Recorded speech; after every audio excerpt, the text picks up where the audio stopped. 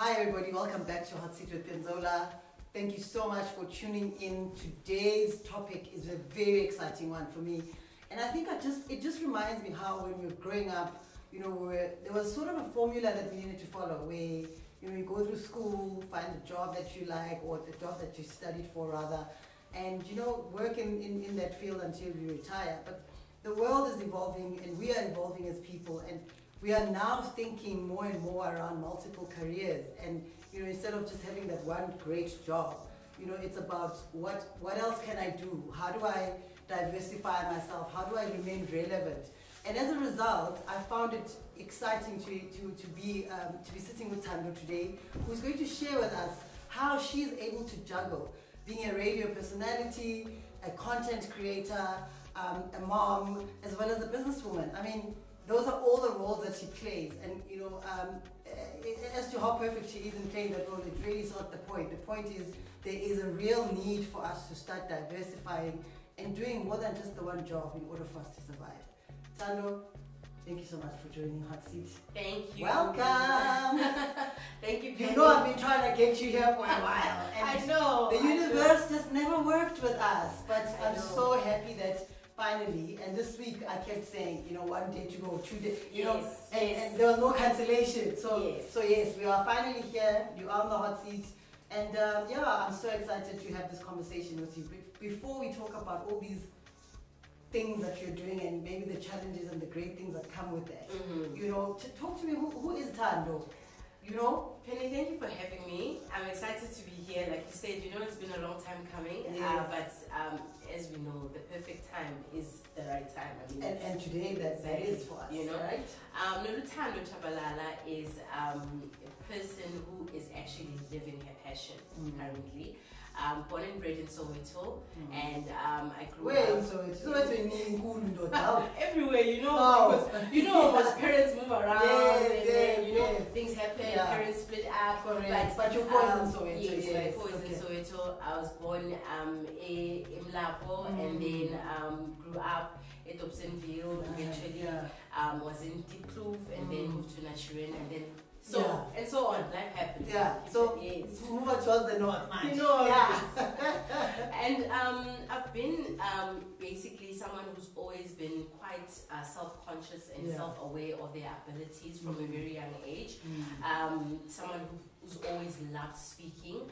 I remember the first speech that I kind of did, which always, always brightens up my day, was around in grade 4 when it was an unprepared piece, and I just found myself just talking about how one can always look into their self or into their inner power to really just unleash themselves, telling my peers that, at the end of the day, shouldn't be a victim.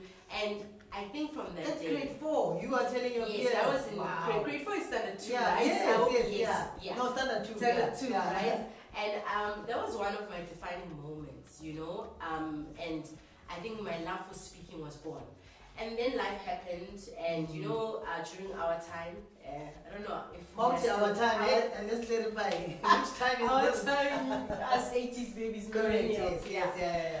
We were just like how you introduced the show. We're not really inspired or motivated to actually look at the things that we already can do naturally well, right? It was about being a teacher, being a doctor, being a scientist, all these big words and so forth, And fortunately or unfortunately, let me actually say fortunately for me, I did not get a chance to actually go to university, as in acquire higher learning and so forth. So when you finished matric, when all your other friends were going to university, you didn't go? I actually didn't have a plan at all, because at that time, it was actually during the time when my parents had just divorced, and things were extremely uncertain, and it was just tough, and there was just no way I would get into university, although I had passed my matric with great results. So I just found myself again inside of myself thinking, what am I going to do? What's going to happen? And there's always that voice within that will give you the guide and will tell you where to go. And I told myself, I'm going to look for a job. I was 17 at that time. I matriculated at 17 years old. And I told myself I'm going to look for a job. And one thing about life, once you make a decision, everything else follows, you know. And after making that decision, the opportunities really did come, you know. My very first job was working at a surgery. My mother's friend owned a surgery, and I actually was the receptionist. And then from that point, that was a cool job, though. It was a cool job. At 17. It was. I mean, all these big words, medical words, it's all coming in. You know, my this and this. I'm like, oh, okay, I'll assist and just you. being a face of the environment, right? Yes. So that actually, being in that space, having that as my first job, having someone who's a doctor really entrust you with their business. I mean, being a receptionist is honestly being the face of the business, you know. It boosted my confidence. You know, I thought, okay, so I'm ready for the working world. So let me go into the working world, and I was part of amazing programs that were available at that time that were created by Services CETA and the government. I was able to start a program called Swordfish, and I think from there my world opened up. My world opened up because I was working for this now international company from the surgery. I'm working for this international company. I'm then learning how the world operates when it comes to service, you know, and it really changed so many things. It changed so many dynamics. It changed really my understanding on how systems and processes in the world actually work. And from there, life just kept on happening. I kept on really absorbing each and every job that I was at. I absorbed how is the world operating, you know, what are people expecting of you if you're in a certain position, what are people expecting you to be to them if you're in a certain position. And I think I basically took that and ran with it in all the positions, and the principles and the knowledge that I learned in all these jobs, in all these places that I've actually worked in, really then groomed the Thando that you are talking to today. That life is really about creation. We are here to create our reality, you know. You don't have to sit by, and although it's easy, look, it sounds so easy. It sounds so easy when you're saying it, right? And I think, as much as you're making it sound like, I didn't go to university, and you know, and I like the fact that you're saying fortunate, because to me it sounds like, so when you look at it at a black child back then, it sounds like you had it easy, you know, I must say, because the struggle was just to finish matric. Yes. And you know, when you finish matric, university was just not a thing. Yeah. You know, but and obviously information. So and I find that we relied on parents being able to take you to university. Yes. It's only at a later stage you discover that there were actually organizations that you could have approached, that could have paid for that. But it sounds to me you went straight into the job, because that is the expectation. You finish matric, get a job, support your family. Others, there's much more, you know, tax from supporting the extended family. But yours sound like, you know, and you were learning from each of the jobs, and you moved on. Absolutely. Fast forward to today, you are doing all the things that I mentioned that you do. Yes. As a black female, as much as we would like to believe that as a society we evolved and we're accepting this, that females, especially black, are, you know, independent and doing the things for themselves. Yes. We are still struggling in 100%. many areas, right? 100%. We're still struggling. Because the expectation is that you need to be a great mom, you need to be a great radio personality, you need to be a great content creator, and then be great everywhere. So how are you finding the balance across all these different roles that you are currently playing, and what does the support structure look like? In all honesty, I can't even say I'm finding the balance. I create the balance, you know, because if you don't create, I'm a big believer in creating the life that you envision. If you don't create the life or the balance that you actually want for yourself, no one is going to give it to you. Because already moving away from the employment space, being employed by someone, whether it's a corporation or a small company, there's no balance there, because that is someone telling you what to do with your time, or at their time when to do it. And then you come to the home life, same thing. Your kids want to tell you what to do, how to do it, when to do it. So in all honesty, it's really about just having the vision of what I want to achieve, and then the balance kind of follows through, because I can't even begin to imagine that on any day I wake up and say, okay, the balance is going to come at 12. It can never. Oh, today I'm going to be a great mom. Yes. And today, you know, I'm going to cook a great meal, and I will sit, you know, it hardly and I look my son in the eye and say, how are you doing? Exactly. Yeah. And you tell you want McDonald's when you cook the whole meal. Exactly. You know? Yeah. So the balance is never there, to be honest. So it's all about what do you want to achieve at the end of this day? And then once that has been achieved, once that is done, then I guess the balance kind of comes in, you know, because the goal has been achieved, the vision has been materialized. So to answer your question, the support structure, structure, in all honesty, is extremely important. You know, no matter how much of a strong character you are or how much of a hard worker you are, you do always need to have someone by your side, whether it's a partner, whether it's, you know, a spouse, family, or whatever the case may be. Or whether it's somebody you hire to assist. Or whether it's someone you hire to assist. So I do have someone that actually assists me in the home.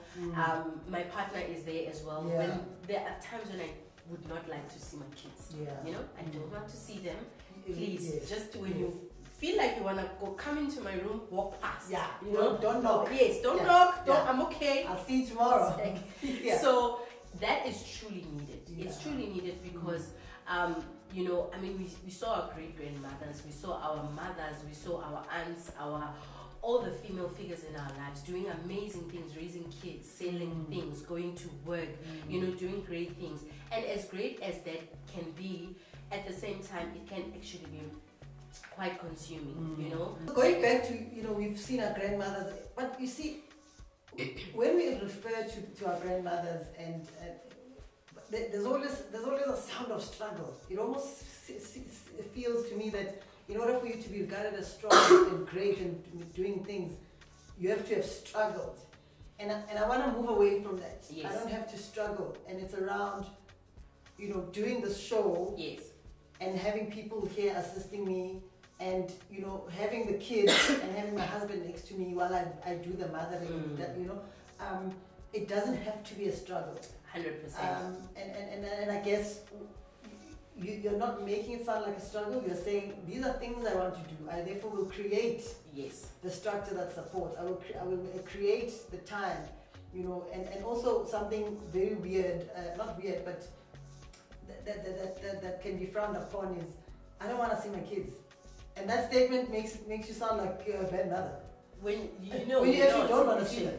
You actually, I've found so much comfort in that. Like I've found comfort in saying, Ma, please can I bring them over? And it's like, you know, please, I'll fetch them after 3 days. So, but as females, I don't think we were, you know, saying something like, after you've given birth, whilst you're feeling so tired and you actually don't want to pick up this baby that's crying, you are made to feel like, come here, baby. You know?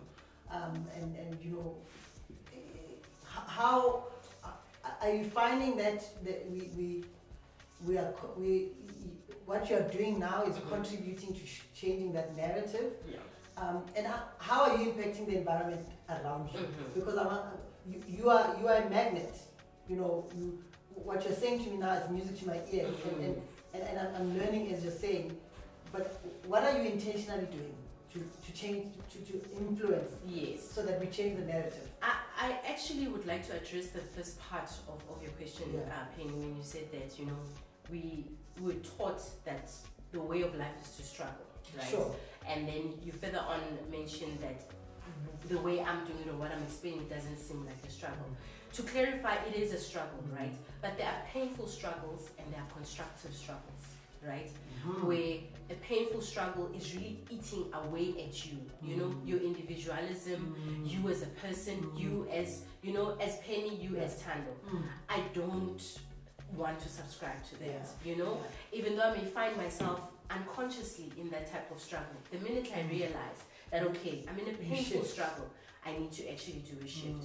And then there is a struggle because life is not perfect, and where you want to get to, regardless of who you may be, whether you're Penny or you're Thando or you're Patrice or you're Beyonce, there has to be that struggle because it's part of the journey. But because it's a struggle towards a vision, it becomes bearable, or it becomes necessary, so to speak, you know. Absolutely. So there isn't anything that's not a struggle. I'm definitely going through my own struggles. You are going through your own struggles. Everyone is. Yeah. But is it a struggle that's building you, or is it a struggle that's crushing you? You know. So I'm moving away from struggles that are crushing Very profound. me. You know. Yeah. Because at the end of the day, our great grandparents, our great grandmothers, our mothers, our aunts, they went through these painful struggles for us to be here, so that, you know, we can actually then do it a better way. So we can teach our children that, you know what, on a Saturday or on any other day, you can actually do something you love. You can shoot content and engage with people that you love, you know. It doesn't have to be about you being out there, being a people pleaser, and being part of a painful struggle. It's working, but it's work that is fulfilling. Yes. Yeah. So that then ties into your last question. What are you doing to be intentional? I just stick to the vision. The vision will literally always guide you what to do. Because had you invited me and said, hey T, let's just go and spend money on a Saturday, I would have thought about it like, maybe not. Is it the vision right is now? Is it part? Is it building? Exactly. Nah. Is it? Nah. Yeah. Maybe next time. Yeah. When I'm intentional about having a good time, Yeah. I'll come through. Yeah. But having this conversation, it's part of the vision, Yeah. you know? It's part of building your community as a businesswoman, as a content creator, as a speaker. Yeah. It's part of also, you know, enriching your own kind of, I guess your own networking, you know, to have a chat with Penny. One day when Penny is a multi-million dollar brand, You say, had a "I was chat with there." Penny. Exactly. Yeah. So yeah. that's really how I'm intentional, sticking Wow. to the vision, and then everything else falls into place. You know, we've got these big words: vision, Yeah. goals. Yes. You know, I almost remember, you know, everyone that's starting a business, they insist on this business plan, Yeah. which is on a document, and Yes. somehow they think once you have that document, you are all system. Yeah, but Yes. it doesn't turn out to be that way. Mhm. Talk to me about your latest. I mean, like I said, you do multi, but I'm so interested. Yes. You know, talk to me about your latest baby, the product that speaks to the beauty. And I mean, I've bought one of those products Thank from you. Yes, Thanks for the support. and partly, well, not partly. I mean, you know, the first reason is to support other Yes. women, Mhm. because there's a notion that black women don't support Don't each other. But secondly, you know, the way in which you explain how it works and Mhm. the instructions, it really seems to me that you put in a lot of time. Mhm. So talk to me about that. Where did it come from? How far are you now? You know, is the direction going towards the vision? Yes. Yeah. So Everse Beauty really was birthed by a long standing idea and vision that I've always had. I've always tried so many things. If I can list the amount of businesses I've tried. So you've tried a lot of business. Listen, I to the Great T, shot. right? Yeah. I said the other day and I was like, I sold this, I sold that. And I We sold are this, Chinese, and I sold like that, that. you know? Yeah. And let me just say to you, Penny, you know, and to anyone that's listening out there, I just want to say to them, if you've got a vision, if you have a nudge, if you've got a feeling about something, please do it. Please do it. Because I'll give you an example that I didn't have the confidence, or I didn't have the understanding that God has blessed me with really having a mind that can see very far, right? And I didn't even know this was a thing. I think it was 10 years ago. 10 years ago, I had an idea to start a YouTube channel, right? And I started it, but it didn't work out. Yeah. Let me not even say it didn't work out. I just didn't hold on. You were not didn't consistent. persevere. Yeah. I didn't persevere, and I was not consistent, right? But I also was not aware that I have the capability of doing things that are kind of a global trend, right? And I said the other day. Can you imagine if you had been consistent? I and said held the on, other girl? day, and I was like, You. how did 10 I years let ago. myself? 10 years ago. The first YouTube channel that's there, it's still there, called Oh my Josie gosh. Glam, was 10 years ago. One of the most popular South African YouTube channels, I think, was started only 3 or 4 years ago. You know? That was one thing. The second thing, I then went into a business of hiring out apparel, hiring out clothes for ladies, for women who actually feel like, you know what, I'm going to this event, but I don't want to buy a 2,000 rand gown or a 2,000 let me rand hire bag. it, yeah. Let me hire it and then I'll take it back. I actually went into that business again, not holding on, not persevering. I started it and then let it go, right? Yeah. So the point that I'm making here is that the universe, God, will always tell you what you need to do to enrich yourself. But we never have that confidence to actually either follow through with it or even be consistent, right? And that's something that I always, when I'm doing my talks, my motivation and so forth, I always want to punt it to someone. I'm turning 37 this year, to someone who's 27, to someone who's 17, to say your wealth does not always necessarily come from what the world is telling you. Your wealth can come from within, from you looking at something and literally hearing a voice say, you know, if I can take that thing and take this thing and take this thing, I'm gonna come up with this amazing thing. But then the confidence will not be there, and then you miss out on your wealth, right? So E11 Beauty was one of those things. And I said, not this time. I'm holding on this time. Not this time. And you held on, girl. Not this time, you know? When I thought of even the name, I literally went on social media and created the accounts. I said, God, I know when it's time for it to come, it will come. And I literally set maybe almost 8-10 months, if not a year, with those social media accounts. And when I saw the product that I actually wanted to bring out, I just knew it. I was like, you know what, this is the product, I'm not wasting time, you know. So E11 Beauty is really, like I said, a manifestation of what has always been there in the pipeline. And I've always wanted to have my own beauty product. My late mom was an advocate of self-love, you know. She was someone, she used to keep her hair short like you. She used to say, I don't need weaves. This, I don't need. I don't, you know. Need. Exactly. So she was someone who believed in simple elegance. She was someone who believed in, you need to take care of yourself for your worth. For the world to know who you are. At times you don't even need to say, oh, I've got a PhD, I'm this, I'm that. You just need to be in a room and then just have the right presence. Have the right presence. So beauty has always been something that I honestly grew up around, and I've always known that I would definitely have a beauty product, and that's what E11 Beauty is. It's about preserving yourself. It's about nurturing your becoming, because you know how it is when you turn 30. People are so in a rush to tell you to cook. Dude, says who? Let alone 30s, 40s. Says who? Because it is what it is. You know, people are starting to call us dimams or what he says Terry. I'm like, you know, that's not something that goes down well. By the way, I'm not aging. I'm becoming. Wow. I'm not aging. I'm becoming, because fact is, the decisions I'm making now at 37 are so much better than the decisions I was making at 27. So if you think you at 27 are at your prime, sweetie, no, you know nothing.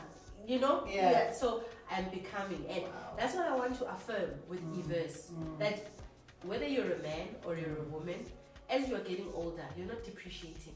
You're not losing your way. You're becoming. You are becoming. You know. And then tell me about, you know, like the take up. I know you said 12 months with the social media accounts, and finally you held on. It's in distribution. Yeah. I mean the ordering process. I ordered it. And I ordered it, I think it took 2 days for you to deliver it. It was a day. Was it a day? Okay, it was a day. Okay, girl. Sorry. My bad. It was a day, you know? And I think that was, I mean, the process of ordering was seamless for me. I've started using it. Obviously, I'm giving it time so I can give you some feedback. But how is that business side going, you know? It's not easy, to be honest. But one thing that I've realized throughout all these businesses that I've actually started and stopped, I'd like to mention two things. The notion that black people don't support each other, I'd like to scrap that. It's not 100% true. It may be true to a certain degree, but it's not 100% true. Because looking back on all the initiatives, the businesses that I started, my clientele and the people that have supported me have been 90% black, you know? So I'm not sure where the disconnect is, where people feel that black people don't support each other. Maybe there is a disconnect and I'm oblivious to it, or I've just told myself I don't want to look at the negative. However, I've really received, I mean, yourself, so many other people in my circle, friends, people from far, people that I've met once but are on my WhatsApp, like, hey, can I buy your product, you know? The second thing is, the second thing that I've learned is that people don't know what they want until you give it to them, right? People do not know what they want until you give it to them. We didn't know we wanted cards that tap. We didn't know we wanted hair extensions. True. We didn't know we wanted... Someone thought we needed it. Exactly. Yeah. And so when I take on anything, that's my mantra. People don't know what they want until you give it to them. And as long as you really give the value proposition and you explain your why, or you're answering a particular question in their lives. Exactly. Exactly. And solving a problem. Someone will definitely be willing to give you that attention. From the attention, it converts to let me buy the product. So yes, it's not easy. It hasn't been easy. Nothing can ever be easy. However, what is extremely important is you stick to that vision that you had when you started this. What did you want to do? You know, you wanted women to embrace their becoming. So keep going. Thando, I want to go back to what you just said around the notion of black people not supporting black people. I absolutely agree with you that it's not 100% true, because I've supported a lot of black businesses, but I do think that the disconnect, or at least in my experience, comes with the service that you get from other black suppliers, right? Because you're a black person, they kind of treat you as a substandard client. So you taking one day to deliver a product, you know, someone else could have just said, no, let me deliver no water, then you will deliver penny after, you know. So it's the type of, it's the quality of the service that I get when I hire, you know, some of the black suppliers, because there's just an advantage that people take with no money that you understand, you know. And I think for me, you know, that's where the disconnect, the issue is. We, you know, you look at even the retail. There are certain retail stores that you go to. As a black customer, you are treated differently, right? So, and there's this one particular retail store where if it's a white person, hi ma'am, you know, your scanner, and then if it's a black person, plastic. It's like, and I call it plastic. Plastic.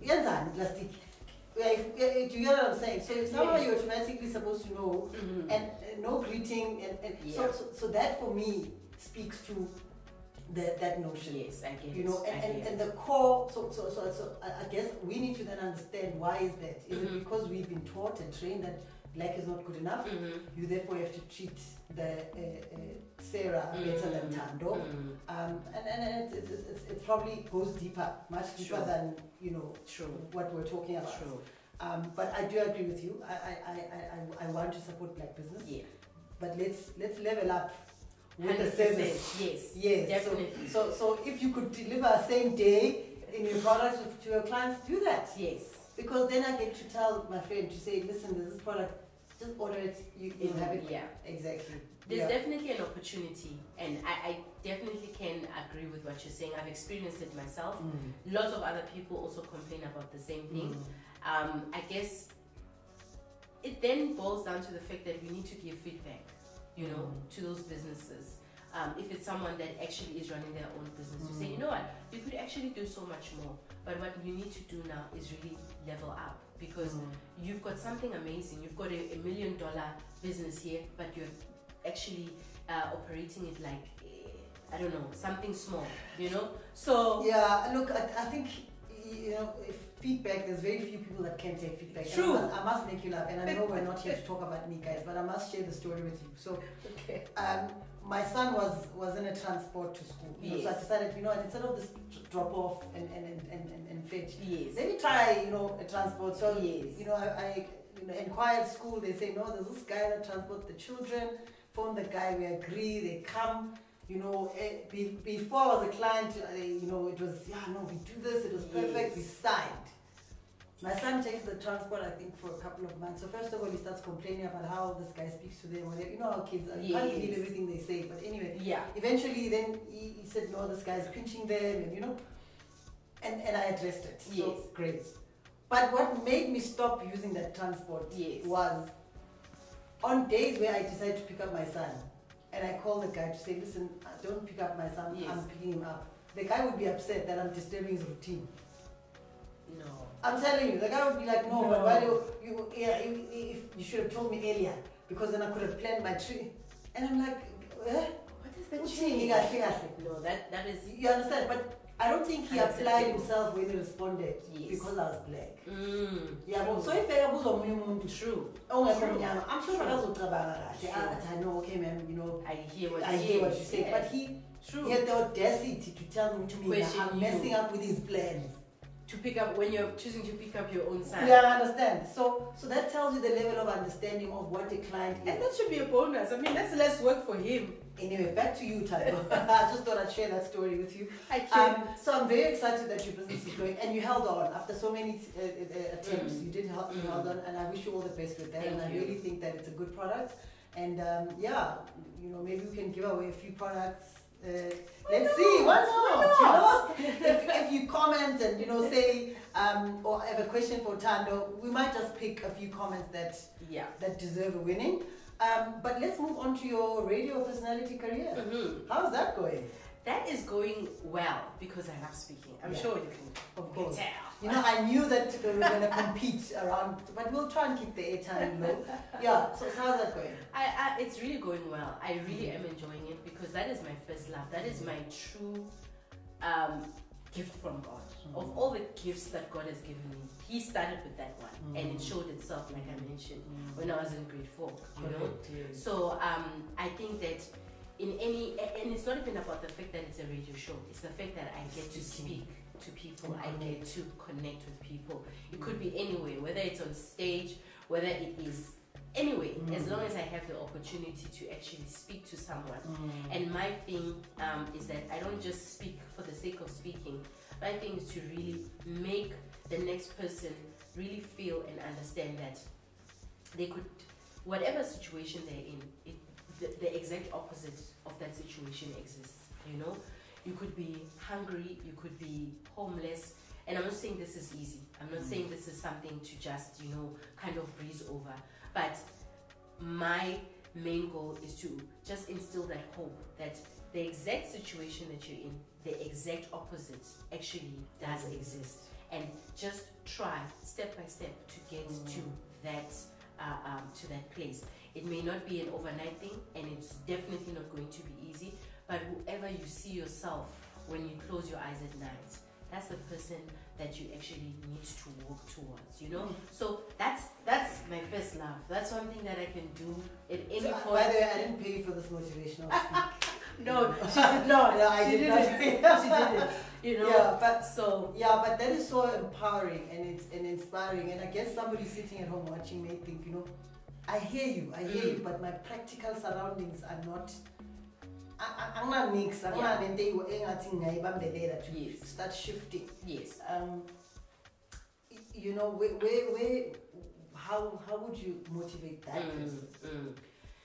I always say when it comes to really changing your circumstances or coming out of a difficult circumstance, you need to hold on to the things that you cannot even see.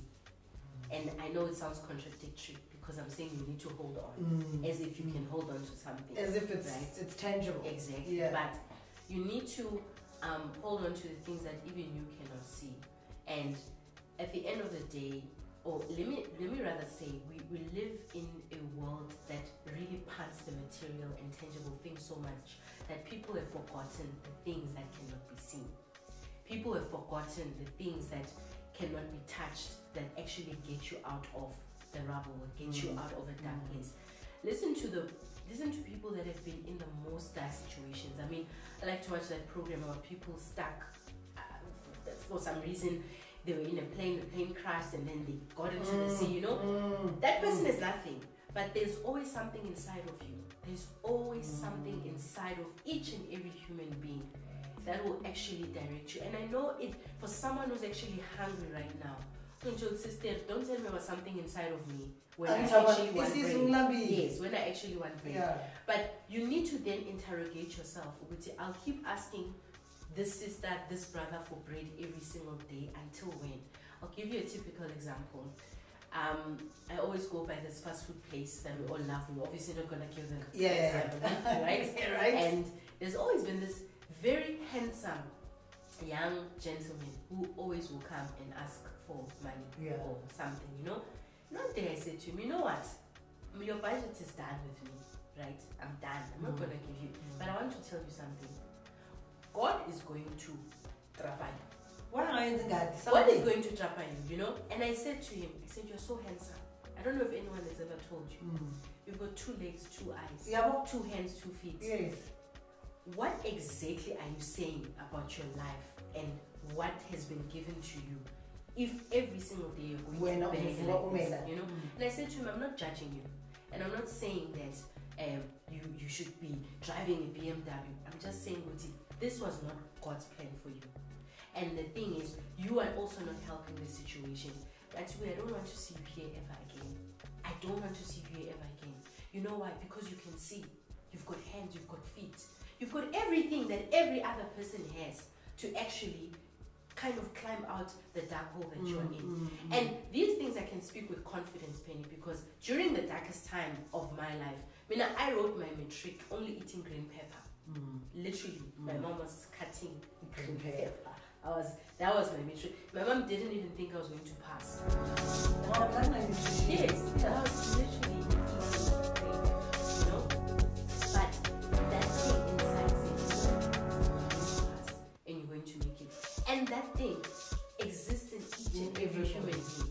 But because we are so polluted and so full of the noise that's coming from everywhere, we actually don't take the time to listen to that thing, because that thing will tell you 10 left when you're supposed to 10 left. Don't go there, it's dangerous.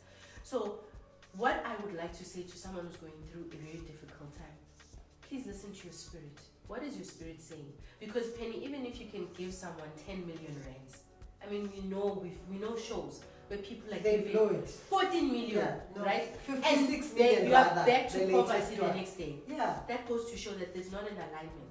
Absolutely not. You get what I'm saying? Yes, so even though I can give you 14 million, because some people say, no, you're speaking from a place of privilege. You can't just tell someone you will all have the same 24 hours. When people say we all have the same 24 hours, I think what they were trying to say is that we all have that internal capability to turn the situation around. Because even if I can give you, like I said, 14 million, if you're not in alignment, you're going to blow it and you are going to come back again. I give you 6 months, it's done. Then you're back at square one. But if you listen to the spirit inside, if you listen to that voice inside that says you're going to come out of the situation by one, cutting your arm. People have done it. People have cut their arms to actually survive in the wild because they got lost in the Amazon and there was nothing, no one, and they literally live. They had to eat other people's flesh to live, you know? Not a nice situation, of course, but it's actually there. So, I mean, like, Thando, what you're saying is really, really powerful, and I now understand why you are able to do motivational speaking. You're saying that speaking is your passion, because there's really a lot of passion that's coming out of what you're saying. You know, talk to me about being a mom. You know, how is that going with the radio career, the business that you finally held on, and it's in motion? Being a mother is something that is extremely. I'm sure you can relate. Like, there's no formula.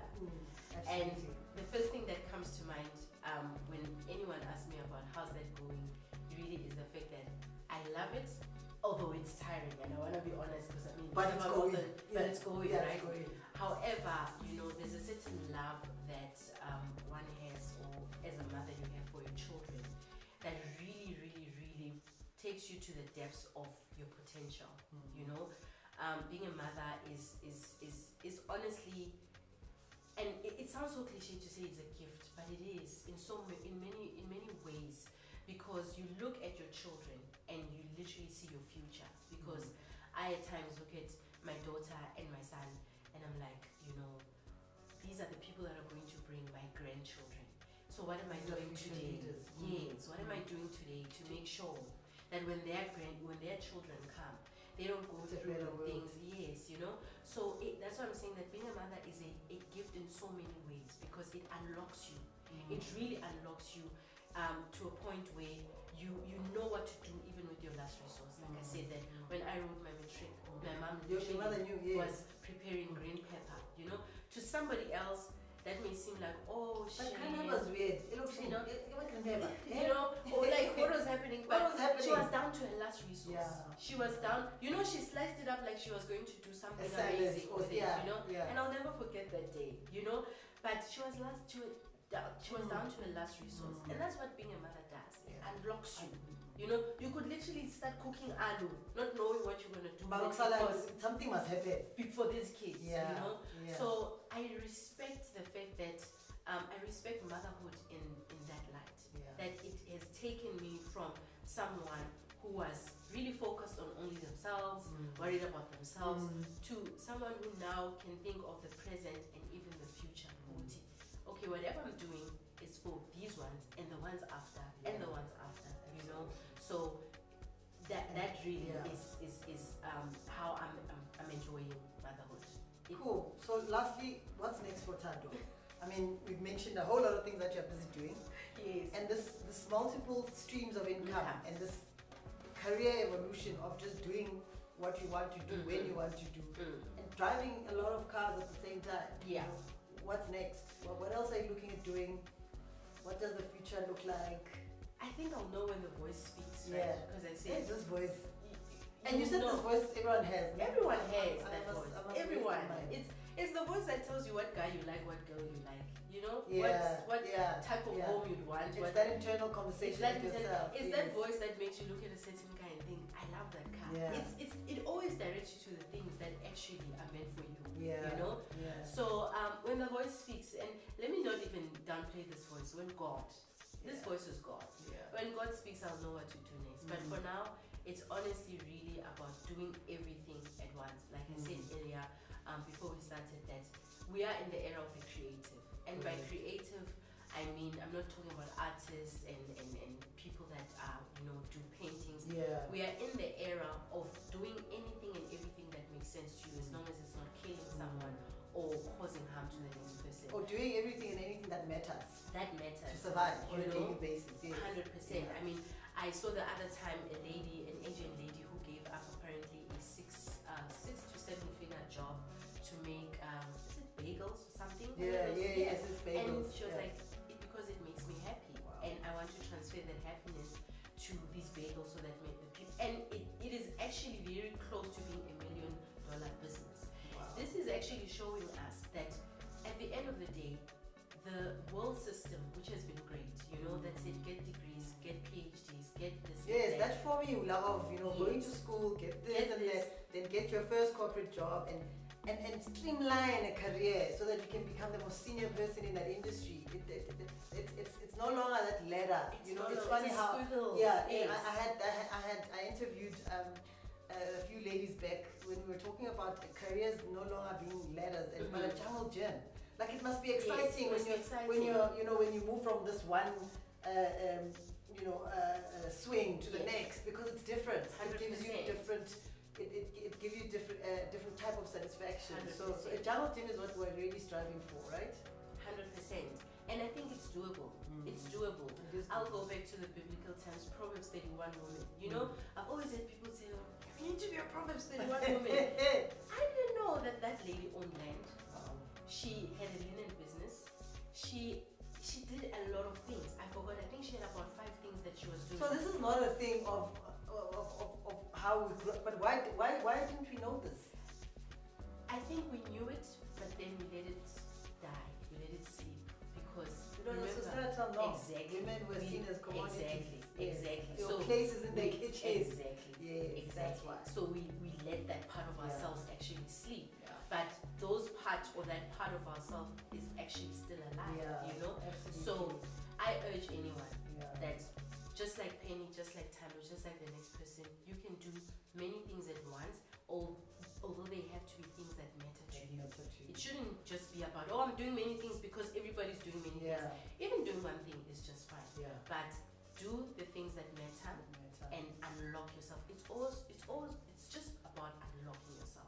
Just unlock yourself. So Thando, you and I can go on for the whole day. Of course. When we talk about this unlocking and the confidence in doing these sorts of things, because I am passionate about it as well. I really enjoy doing lots of things trying and creating, you know, my own happiness and finding, you know, there are things that we need to do, or jobs that we need to do that we're not happy doing, but, you know, and a decision is made, it needs to be done.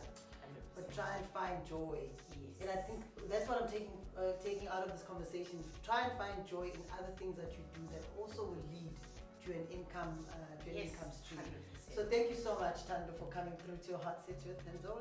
Thank you for a great having one. me. Thank you for having me. Guys, thank you so much. If you have a question for Thando, please drop that question. She will obviously definitely answer. And if you, want to comment about anything that we've mentioned, you may stand a chance of a nice product from Thando. And then I want to say, don't forget to like, subscribe, and comment. It's been a real thing, guys. I've really enjoyed it. We're still in season 3. See you next time. My name is Thando Chabalala, and I'm the founder of Everse Beauty. Everse Beauty is a supplier of anti-aging products and tools, and I'm super excited to be announcing our collaboration as well as competition in partnership with Moti Africa. Who is Moti? What is Moti?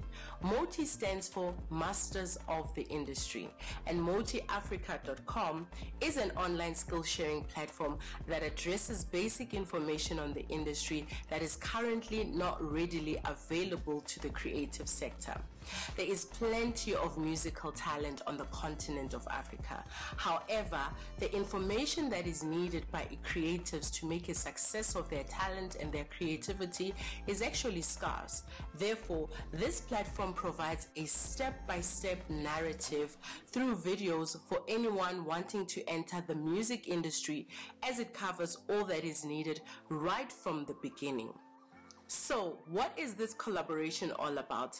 Well, from the 28th of March to the 1st of April, if you or you know anyone who is a creative, who is, into music, who is a producer, songwriter, composer, anything to do with the love and passion for music, we would like you to tell them to actually head on over to MotiAfrica.com. That is www.motiafrica.com to register so that they can actually get to find out firsthand on what this platform is about.